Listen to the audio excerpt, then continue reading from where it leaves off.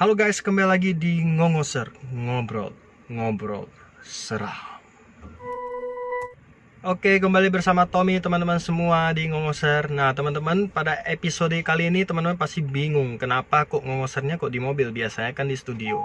Nah jadi kali ini Tommy ngongoser sendirian dan di mobil. Nanti Tommy akan ceritakan kenapa alasannya.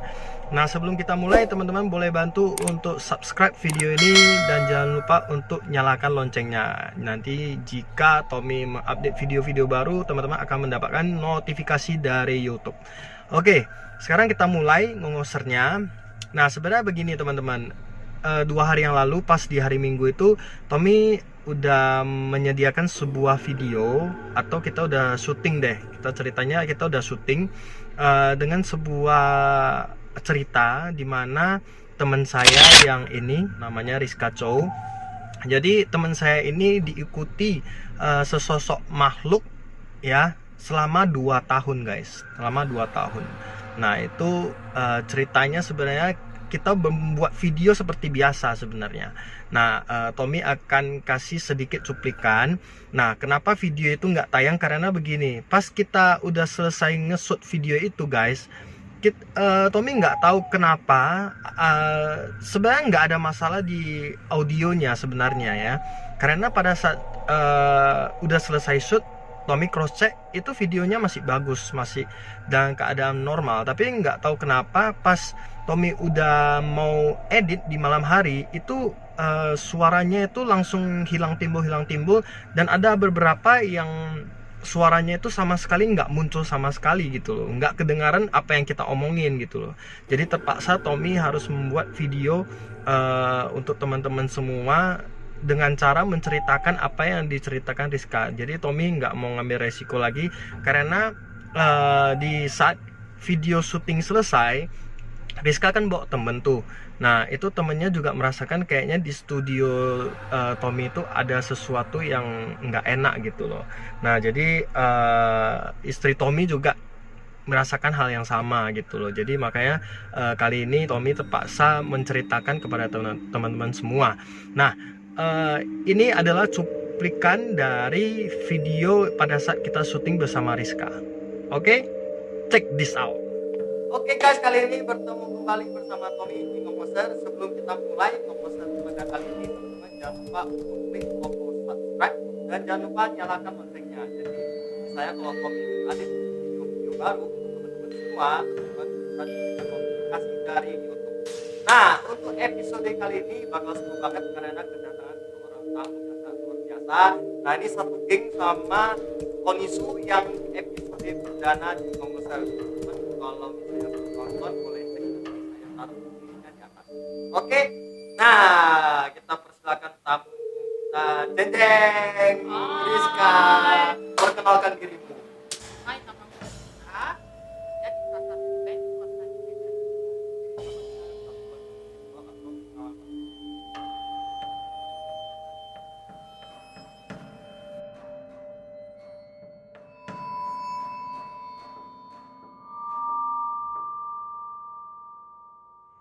Nah teman-teman udah lihat ya. Nah itu sampel video yang bakalan tayang, cumanya itu nggak Tommy tayangkan karena audionya sama sekali nggak bisa kepake teman-teman. Jadi daripada teman-teman kecewa untuk menonton videonya Tommy, bagusan Tommy buat video untuk teman-teman semua dengan cara Tommy akan menceritakan. Nah jadi sebenarnya teman-teman, cerita kali ini sih maknanya teman-teman kemanapun teman-teman berada atau teman-teman jalan-jalan kemanapun tuh teman-teman harus banyak-banyak permisi, karena kejadian ini berawal mungkin dari Rizka dan keluarganya itu masuk ke Lost Man ya, lebih tepatnya di Hong Kong ya. Ini kejadiannya lumayan jauh ya, lumayan gila.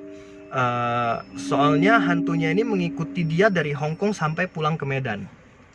Nah kita domisili yang di Medan ini kan kita tahu ya, dari Hong Kong itu ya lumayan lah, naik pesawat beberapa jam melewati pulau juga ya, yang katanya makhluk astral itu nggak mungkin bisa mengikuti kita kalau misalnya kita udah melewati pulau. Tapi itu nggak kejadian ke Rizka. Jadi pada saat mereka jalan-jalan ke Hong Kong teman-teman, mereka lupa untuk permisi, ketok pintu. Biasanya kita kalau sampai di hotel atau di losmen, kita pasti ketok dulu, permisi gitu.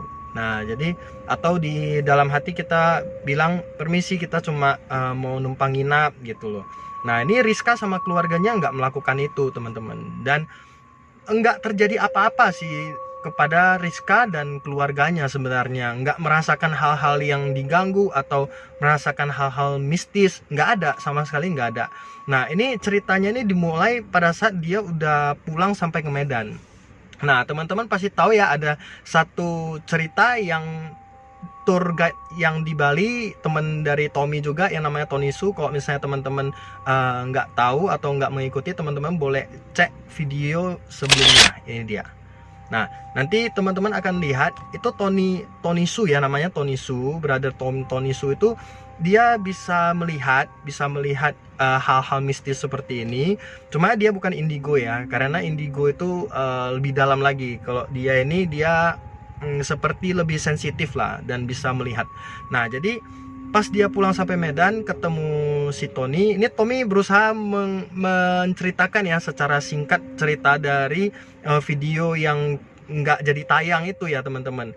Nah jadi setelah sampai di Medan, dia ketemu Tony bilang, Kak, namanya kan Rizka kan, nama panggilannya Tony ke Rizka itu Kak gitu loh. Kak, itu di belakang kamu ada cowok pakai baju Cina ya, seperti ini. Nanti Tommy akan kasih gambarannya.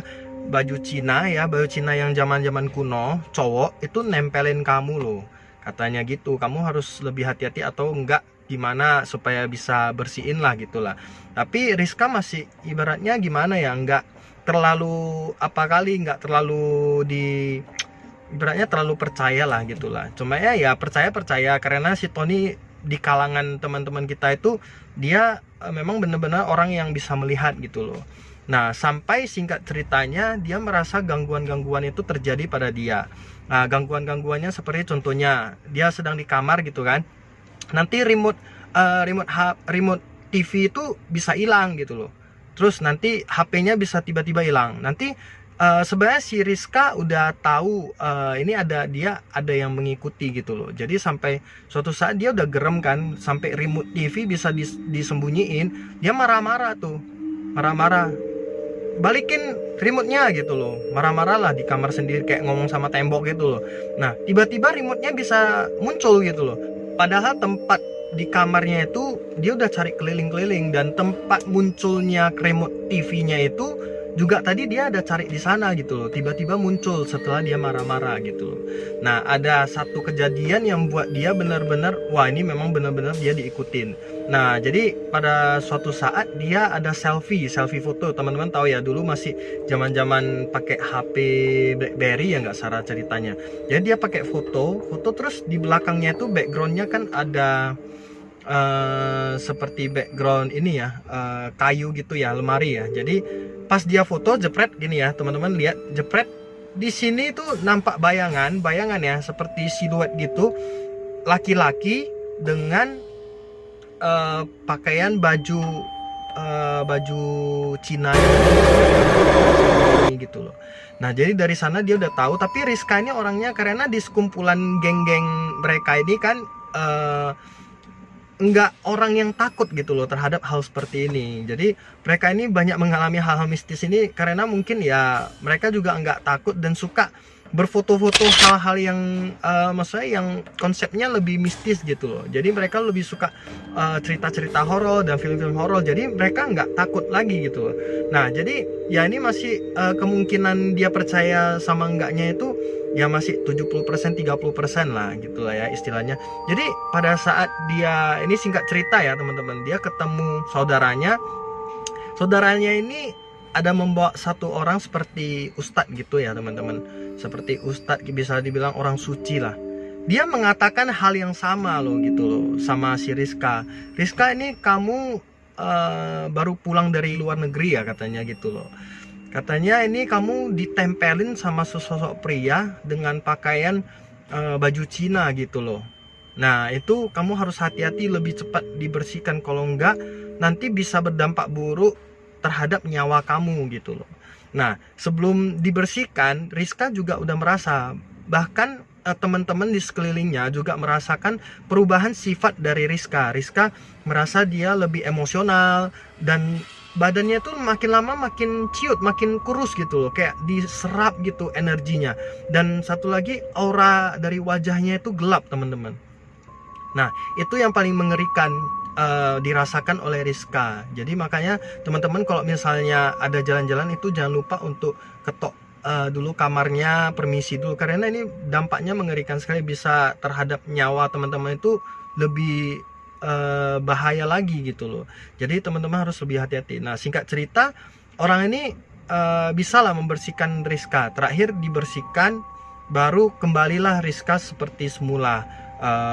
Berat badannya mulai naik dan wajahnya mulai segar kembali gitu. Nah, jadi ceritanya seperti itu, teman-teman. Jadi dari cerita ini teman-teman bisa mengambil hikmah bahwasanya teman-teman kalau misalnya kemana-mana itu harus permisi, karena kita nggak tahu makhluk yang tak kasat mata ini di mana gitu loh, ada apa enggak kita nggak tahu. Jadi lebih baik kita permisi, apalagi di tempat-tempat yang asing untuk kita ya. Jadi teman-teman, dari video ini teman-teman jangan lupa kalau misalnya jalan-jalan kemanapun teman-teman harus permisi dulu.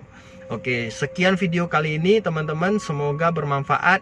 Mohon maaf untuk video kali ini agak sedikit pencahayaannya mungkin agak sedikit kurang bagus ya, dan backgroundnya mungkin di mobil, karena Tommy merasa ada sesuatu hal yang di luar teknis mengganggu video yang sudah kita syuting, padahal itu udah selesai dan bagus hasilnya.